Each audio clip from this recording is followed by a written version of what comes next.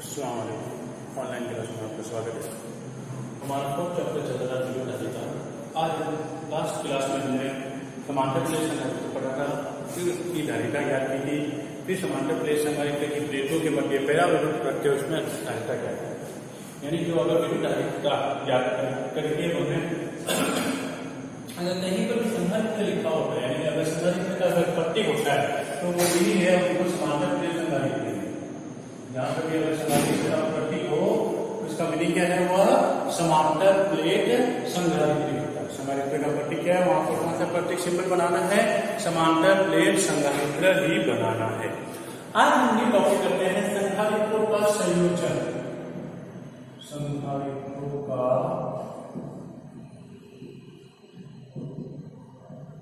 संयोजन। तो हम संधारित्रों को दो प्रकार से संयोजित कर सकते हैं, एक तो सीरीज कॉम्बिनेशन और एक पैरेलल कॉम्बिनेशन। यानी एक तो श्रेणी क्रम और दूसरा समांतर क्रम, इसको पार्श्व क्रम भी कहते हैं। तो हम सबसे पहले आज करते हैं श्रेणी क्रम संयोजन।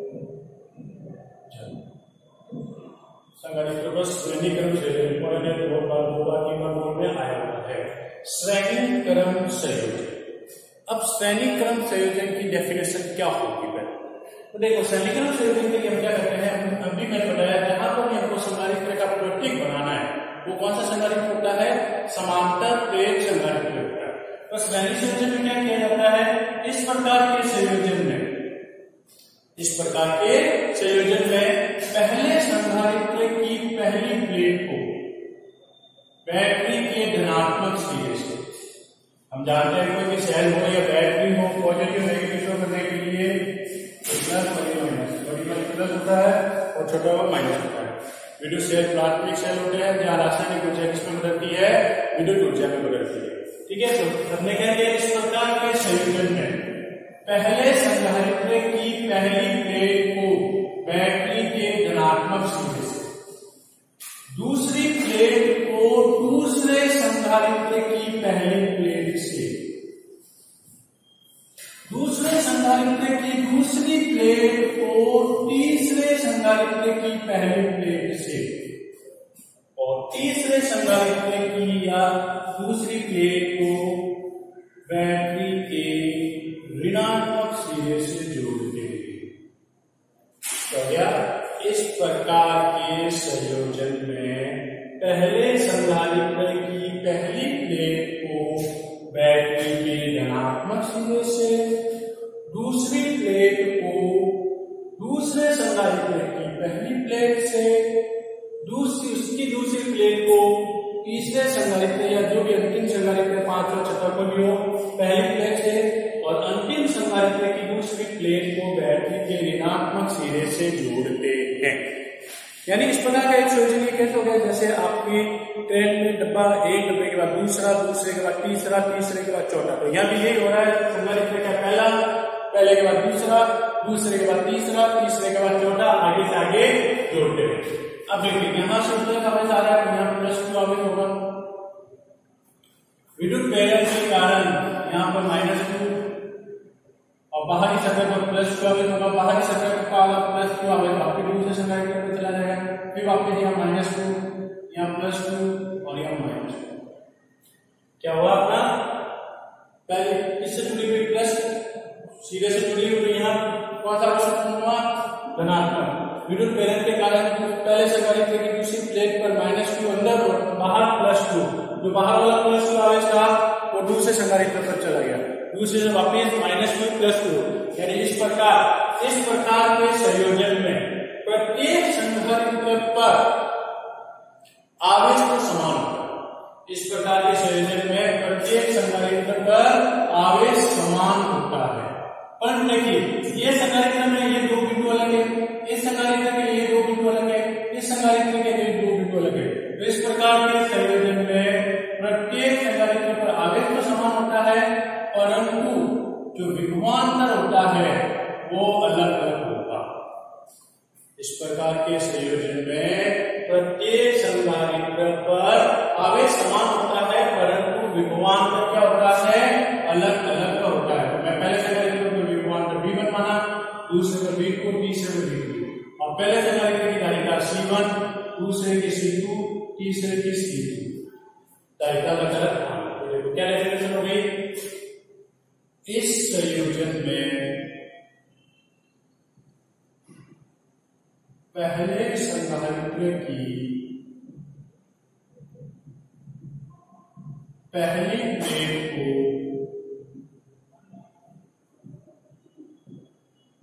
बैटरी के धनात्मक सिरे से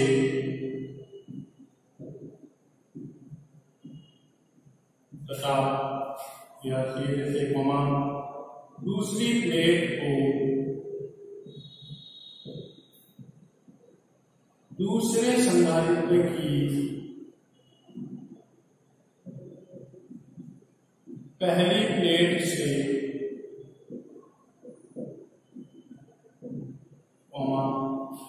दूसरे संधारित्र की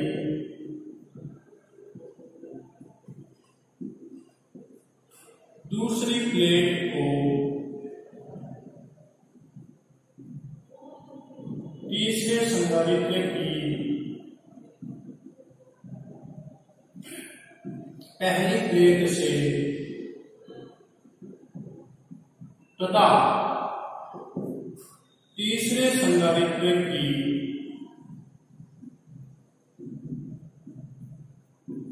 दूसरी प्लेट को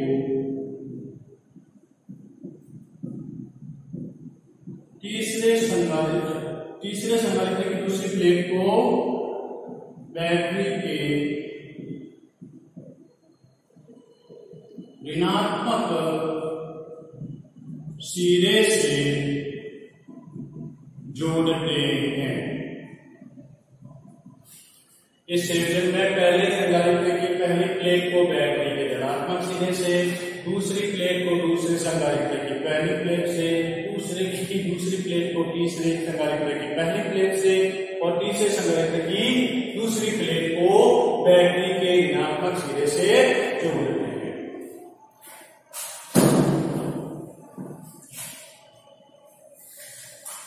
अब क्या हो रहा है, इस संयोजन में प्रत्येक संधारित्र पर आवेश समान, आवेश का परिमाण तो सबको देखो क्यू क्यू क्यू ही है।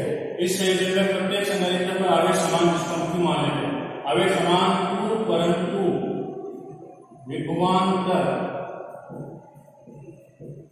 हम पढ़ चुके हैं, दो बिंदुओं के मध्य विभव का अंतर। प्रत्येक संधारित्र के दोनों बिंदु अलग अलग है, तो Q समान परंतु विभवांतर अलग अलग, हमने मान लिया अलग अलग होता है। माना संधारित्र की संधारित्रों की धारिता क्रमशः C1, C2 तथा C3 तथा विभवांतर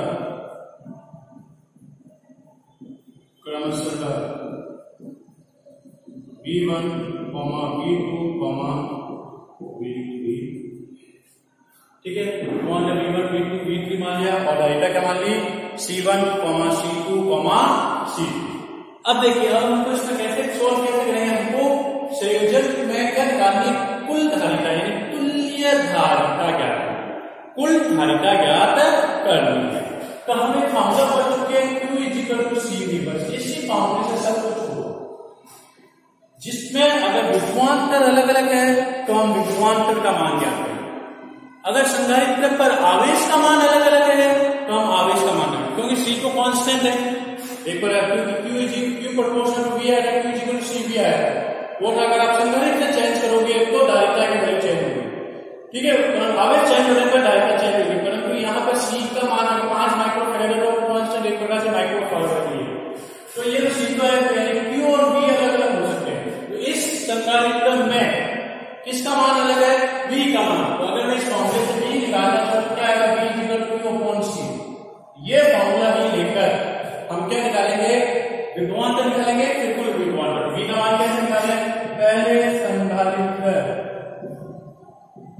पर विभवांतर, पहले संधारित्र पर विभवांतर क्या हो जाएगा, V1 equal to Q upon C1। मैंने बता दिया Q समान है और विभवांतर अलग अलग है और धारिता C1 C2 C3 है। V equal to Q upon C से क्या हो गया, V1, ये Q समान है C1 प्लस सीधा लिखोगे। इसी प्रकार V2 equal to Q upon C2, V3 equal to Q upon C3। V1 आ गया, V2 आ गया, V3 आ गया। अब आप देखो V1, V2, V3 का योग किसके बराबर है, V के बराबर है। अतः कुल विभवांतर V equal to V1 plus V2 plus V3। कुल विभवांतर हो गया V equal to Q upon C1 plus Q upon C2 plus Q upon C3। क्या कॉमन आ रहा है, Q कॉमन आ रहा है। 1 upon C1 plus 1 upon C2 plus 1 upon C3। अब इस Q को इसके बट्टे में ले आओ, Q के बराबर आगे से V upon Q equal 1 upon C1 plus 1 upon C2 1 upon C3। और अपने को लिख ही रहा है V equal Q upon C है। अब अपने को V अपॉन Q लिखना है, V अपॉन Q क्या है, 1 अपॉन C। क्या जाएगा, 1 अपॉन C। यहां जो C है वही क्या कहलाती है, तुल्य धारिता या कुल धारिता भी कह सकते हैं, या चाहे तो आप तुल्य धारिता लिखो या कुल धारिता। ठीक है, तुल्य धारिता या कुल धारिता। इसका मीनिंग क्या है, इस संयोजन में संधारित्र की तुल्य धारिता का व्युत्क्रम अलग अलग संधारित्र की धारिता के व्युत्क्रम के योगफल के बराबर है। 1 अपॉन कुछ भी लिखते हैं उसको व्युत्क्रम कहते हैं, योगफल के। इसका मीनिंग क्या है, यह संयोजन धारिता के मान में कमी करता है।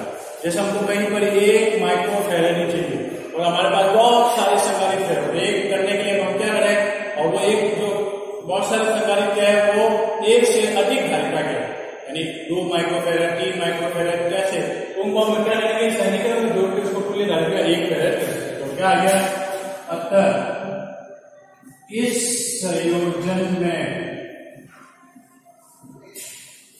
तुल्य धारिता का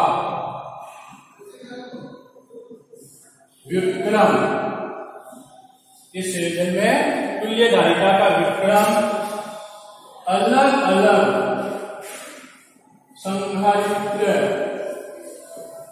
की धारिता के व्युत्क्रम के योगफल के बराबर, योगफल के बराबर होता है। इस संयोजन में तुल्य धारिता का व्युत्क्रम अलग अलग संधारित्र की धारिता के व्युत्क्रम के योगफल के बराबर होता है। इसका मीनिंग हमको अगर तुल्य धारिता कम करनी है तो जो संधारित्र है उसको हम कौन से क्रम में जोड़ेंगे, श्रेणी क्रम में जोड़ेंगे। इसका जो आंसर है तुल्य धारिता का व्युत्क्रम, अगर जो संधारित्र अलग अलग संधारित्र लगे हुए हैं उसकी जो धारिता है सबसे कम, उससे भी कम आंसर है। जैसे यहाँ सबसे कम 2 के संधारित्र लगे हुए, तो जो तुल्य धारिता है वो 2 से भी क्या आएगी, कम आएगी। यानी यह संयोजन धारिता के मान को क्या करता है, कम करता है। तो ये हमारा कौन सा क्रम हुआ, श्रेणी क्रम संयोजन। इस संयोजन में तुल्य धारिता का व्युत्क्रम अलग अलग संधारित्र की धारिता के व्युत्क्रम के योगफल के बराबर होता है और यह संयोजन में आवेश का मान अलग समान होता है परंतु विभवांतर का मान क्या होता है, अलग अलग होता है।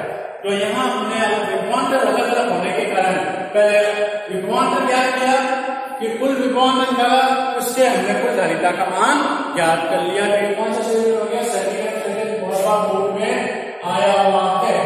ये हमारा क्या हो गया, समीकरण संयोजन का फॉर्मूला कंप्लीट। तो समीकरण संयोजन का फॉर्मूला क्या हो गया, 1/c = 1/C1 plus 1/C2 plus 1/C3। अब देखिए अगर मैं इसमें जैसे एग्जाम में काम आ जाता है फॉर्मूला आप भी यूज ले सकते हैं। अगर न्यूमेरिकल के लिए 2 संगणक दे दे तो अपन डायरेक्ट फॉर्मूला यूज ले सकते हैं। जैसे ये मैंने 3 संगणक के लिए किया है, अगर मैं नोट डाल के देखता हूं क्या है नोट में पहला 2 यदि 2 संगणक श्रेणी क्रम में जुड़े तो जैसे अगर सिर्फ 2 संगणक ले रहे हैं, 2 संगणक में श्रेणी क्रम में जुड़े हो तो क्या होगा? तो देखो फॉर्मूला ये देगा 1/C equal 1/C1 plus 1/C। याद आप इस फॉर्मूले से करो, फिर यहां वैल्यू जो दी हुई है वो रखिए और कैलकुलेट कीजिए।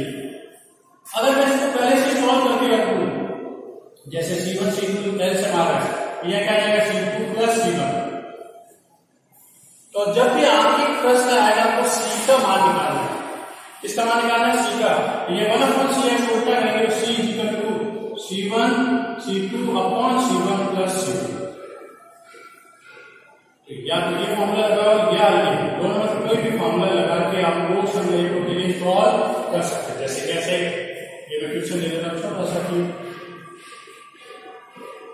ये 2 समीकरण है, ये है 2 माइक्रोफैराड का और ये है 4 माइक्रोफैराड। देखिए समीकरण का मीनिंग क्या होगा? धारा दोनों में एक ही दिशा में जा रही है, सेम जा रही है, वो समीकरण से होगा। तो अब देखो मैं इन दोनों फॉर्मूले से आंसर निकाल के फर्स्ट से देखिए, फर्स्ट मेथड से लिख लेता हूं फर्स्ट मेथड। तो देखो फर्स्ट मेथड में क्या करना पड़ेगा? 1/C equal to 1/C1 plus 1/C2, 1/C equal to 1/2 plus 1/4। अब आपको क्या लेना पड़ेगा? एलसीएम। तो क्या एलसीएम आ रहा है?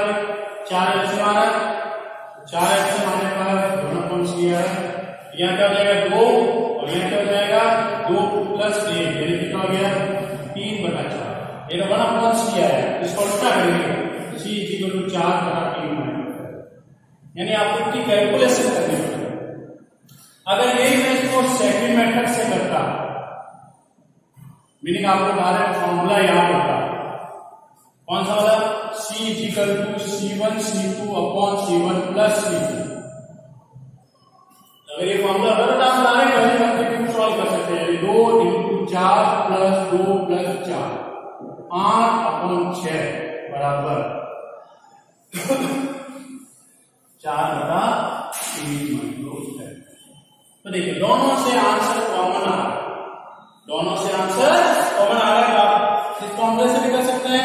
अगर 10 लेना नहीं है तो आप 2 के लिए डायरेक्ट फॉर्मूला लगा कर सकते हैं C equal C1 C2/C1 plus C2। एक और फॉर्मूला हम देखते हैं बहुत बार काम में भी आता है,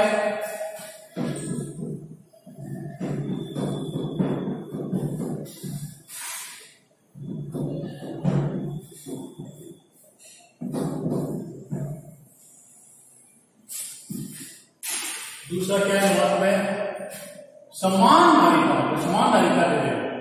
समान धारिता के n संधारित्र हैं, कितने भी हो सकते 2 3 5 10 20 n संधारित्र। समान धारिता के n संधारित्र श्रेणी क्रम में जुड़े हो। अब फॉर्मूला क्या लगेगा? समान धारिता यहां मान लेते हैं सबकी धारिता क्या है C1। समान धारिता C1 के n संधारित्र श्रेणी क्रम में जुड़े हुए 1/C इक्वल क्या है 1/C1 plus 1/C1 plus 1/C1। ये कितनी बार जाएगा? n बार जाएगा। तो इसको शॉर्ट फॉर्म से लिख सकते हैं, एक फॉर्मूला आता है n/C1। जैसे 1 2 3 बार जा रहा है तो 3/C1 लिखते हैं, 4 बार 4/C1। अब इसको उल्टा करेंगे C इक्वल क्या जाएगा C1/n। इंपॉर्टेंट फॉर्मूला का कंपटीशन में डायरेक्ट आप इस फॉर्मूले से कर सकते हो। अगर क्या हो धारिता समान तुल्य धारिता क्या रहेगी? C equal to C1/n। जैसे इस पे सवाल दे रहे होंगे।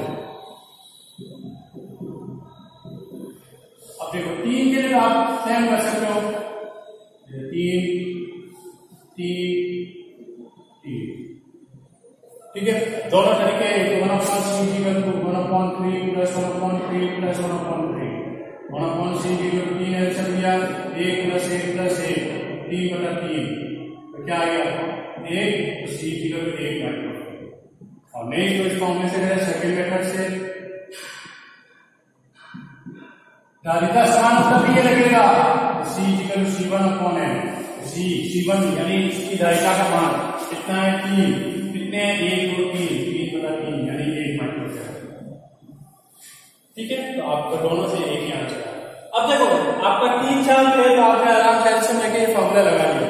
अब सवाल में आ रहा है 5 माइक्रोफैराड के 20 संधारित्र श्रेणी क्रम में जुड़े, क्या है। अब आप 20 बार उसको ले सकते नहीं ले सकते, क्या आ गया 5 माइक्रोफैराड धारिता के 20 संधारित्र श्रेणी क्रम में जुड़े हैं, तो तुल्य धारिता ज्ञात करो। अब आप क्या करना है, 5 को 20 बार तो लिखोगे नहीं, 1/c = 1/5 + 1/5 + 1, इसको कितनी बार लिखना पड़ेगा 20 बार। समान है c = c1/n, c1 कितना है 5 माइक्रोफैराड, c1/n है, c1 कितना है 5 माइक्रोफैराड, कितने हैं 20, कितना आएगा 1/4, ठीक है। तो ये हमारे श्रेणी क्रम संयोजन के अलग अलग प्रकार के सवाल होते हैं। श्रेणी क्रम संयोजन कैसे होगा आपको मैंने बता दिया है, क्या होगा रेल के डब्बों की तरह एक के बाद दूसरा, दूसरे के बाद तीसरा, तीसरे के बाद ऐसे जुड़े हुए हैं, और श्रेणी क्रम संयोजन। और श्रेणी क्रम संयोजन में एक प्रकार से धारा क्या रहती है समान रहती है, परंतु आवेश का मान क्या होता है अलग अलग होता है।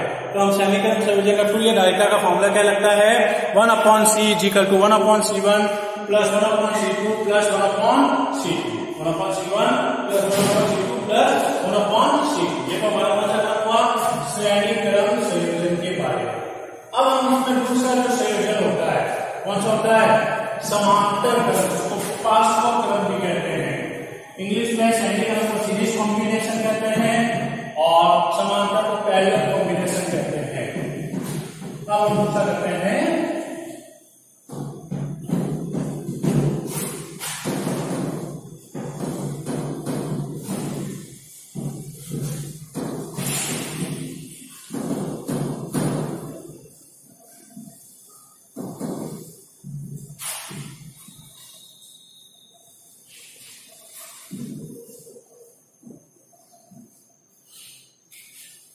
अगला है कॉम्बिनेशन समांतर क्रम, जिसको मैंने कहा एक नाम क्या आता है पार्श्व क्रम संयोजन। हिंदी में इंग्लिश में एक सीरीज कॉम्बिनेशन, दूसरा पैरेलल कॉम्बिनेशन, समांतर क्रम संयोजन। अब इसमें कैसे करें तो देखो समांतर क्रम संयोजन में क्या होता है, हम वो 3 संधारित्र के लिए ले रहे हैं।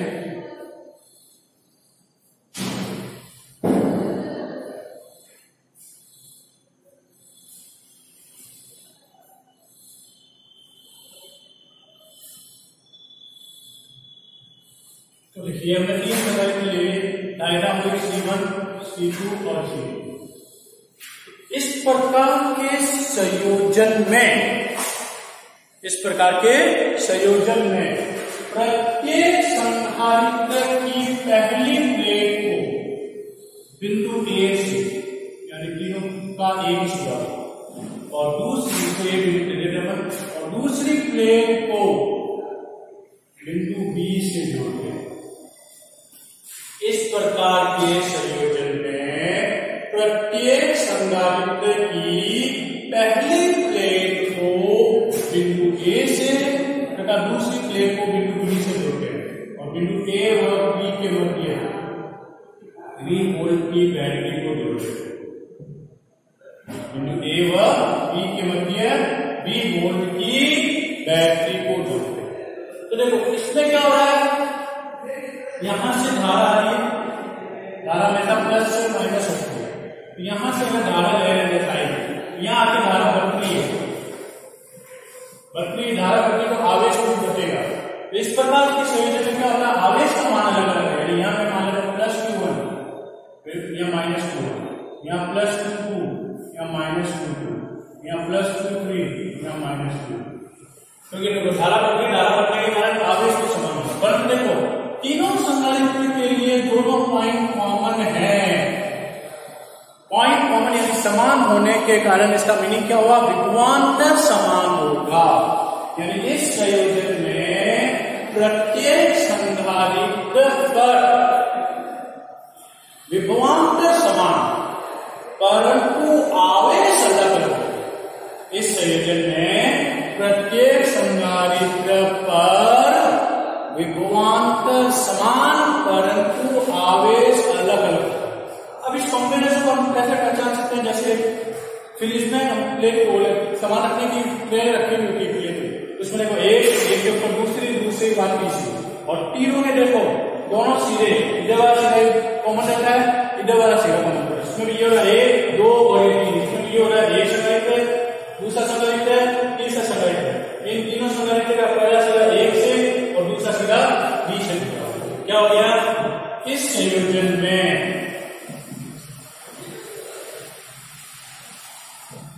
प्रत्येक संधारित्र की पहली प्लेट को बिंदु A से तथा दूसरी प्लेट को बिंदु B से जोड़ते हैं। प्रत्येक संधारित्र की पहली प्लेट को बिंदु A से और दूसरी प्लेट को बिंदु B से जोड़ते हैं। बिंदु A व B के मध्य 20 वोल्ट की बैटरी जोड़ते हैं। अब इस संयोजन में क्या हो रहा है, इस संयोजन में बस ये दिमाग में रखना है, दोनों संयोजन में किसका मान समान है और किसका मान अलग अलग है। जिसका मान अलग अलग है Q0 CB से उसका मान निकालना है, अपना पहले से दिमाग में आ जाएंगे। तो इस संयोजन में प्रत्येक संधारित्र पर विभवांतर समान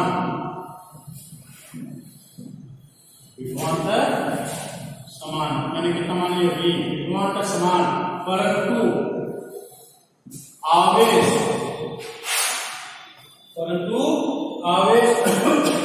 अलग अलग होता है। माना संधारित्रों की धारिता क्रमशः C1, C2, C3 है। C3 तथा आवेश Q1 आवेश क्रमशः Q1, Q2, Q3 है। C1, C2, C3 और आवेश Q1, Q2, Q3 और विभवांतर सब पे कितना हो गया। और हमको इसमें क्या करना है, पहले संधारित्र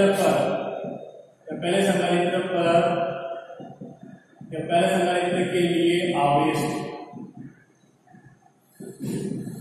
वही फॉर्मूला कॉमन Q क्योंकि इसका आवेश अलग अलग है, उसका मीनिंग हमको यहाँ आवेश निकालना है। पहले केमिकल संयोजन में क्या था, विभवांतर अलग था, अपने ने क्या फॉर्मूला लगाया था V Q/C, परंतु यहाँ पर आवेश अलग अलग है तो Q पहले संधारित्र पर आवेश Q1 CV C1 Q1 C1 C1 है और विभवांतर के C। इसी प्रकार पावर दूसरा लिखा सीधा लिखो। इसी प्रकार जो Q2 है वो आ गया C2 भी, Q3 है वो आ गया C3 भी। अतः कुल आवेश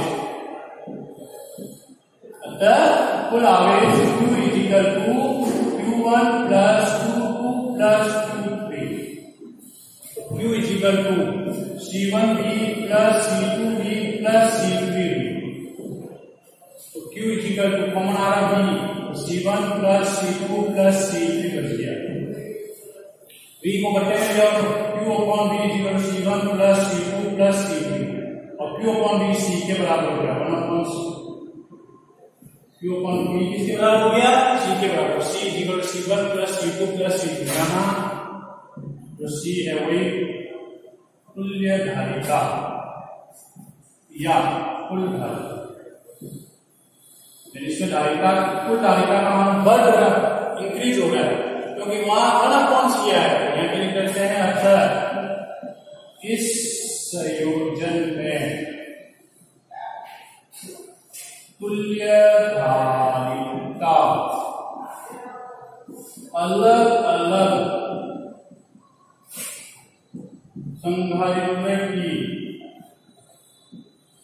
की धारिता के योगफल के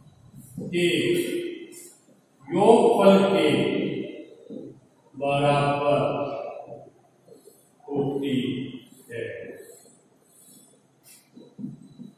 अतः संयोजन में तुल्य धारिता अलग अलग संधारित्र की धारिता के योगफल के बराबर होती है, यानी कि हर संयोजन धारिता के मान में वृद्धि करता है। यदि अधिक मान का संधारित्र बनाना है और कम कम मान के संधारित्र दिए हुए हैं, उन संधारित्रों को कौन से क्रम में जोड़ दो?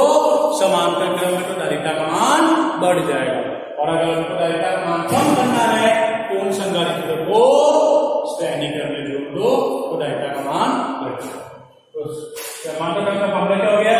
C1 plus C2 plus C3। समांतर क्रम को पहचान कैसे करना है?